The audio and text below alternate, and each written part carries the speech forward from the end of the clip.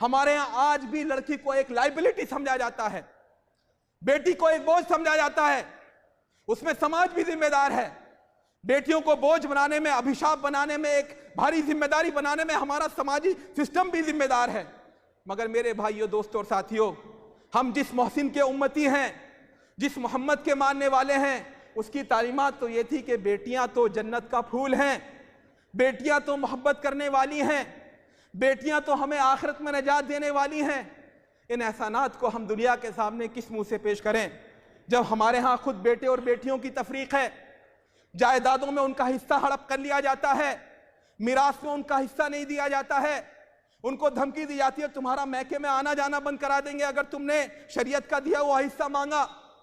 हम किस मुंह से दुनिया के सामने कहें कि मोहम्मद सल्लल्लाहु अलैहि वसल्लम सारे इंसानों के लिए थे, आप औरतों के लिए निजात दहिंदा थे, आपने औरत को हया की चादर दी। हम किस मुंह से कहें? अगर कहने वाले कहते हैं और नफरत करने वाले नफरत करते हैं कि नहीं, आई लव मोहम्मद नहीं कहना है, तो हम किस मुंह से कहें कि हाँ हम कहेंगे? वो कहते हैं तुम्हारी मोहब्बत खोखली है, सड़कों पर दिखाने के लिए है, तोड़फोड़ करने के लिए। तुम्हारी जिंदगियों में कहाँ है मोहम्मद की शान? कहाँ तुम्हारा जाहिर और बातिन मोहम्मद जैसा है? कहाँ तुम्हारी शादी ब्याह मोहम्मद की लाई हुई तालीमात के मुताबिक हैं? कहाँ तुम्हारे कारोबार मोहम्मद के लाए हुए दीन के मुताबिक हैं? उस वक्त हमारा सर शर्म से झुक जाता है। मेरे भाइयों, दोस्तों और साथियों, हमारे पास अल्लाह के रसूल की शक्ल में एक ख़जाना है, एक नेमत बेबदल है, इसका हम हक अदा नहीं कर सकते, इस मोहसिन के एहसान को हम चुका नहीं सकते। मगर ज़रूरत है हम खुद इन एहसानात को जानें, इन एहसानात को अपनी ज़िंदगियों में लाएं और इन एहसानात को दुनिया तक पहुँचाएँ।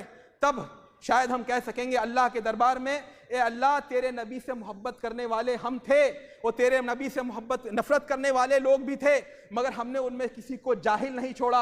हर एक को बताया कि मोहम्मद के एहसानात ये और ये हैं। अगर उनमें से अब भी कोई मोहम्मद से नफरत करता है तो वो खबीस है, वो हासिद है, वो रंजिश रखने वाला है, वो कीना और कपट रखने वाला है, वो जहालत का उज़्र पेश करने के लायक नहीं है।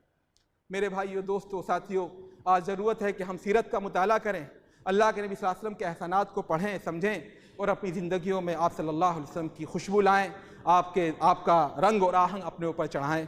अक़ूलु क़ौली हाज़ा व अस्तग़फ़िरुल्लाह ली व लकुम व लिसाइरिल मुस्लिमीन फ़स्तग़फ़िरूहु इन्नहु हुवल गफ़ूरुर रहीम।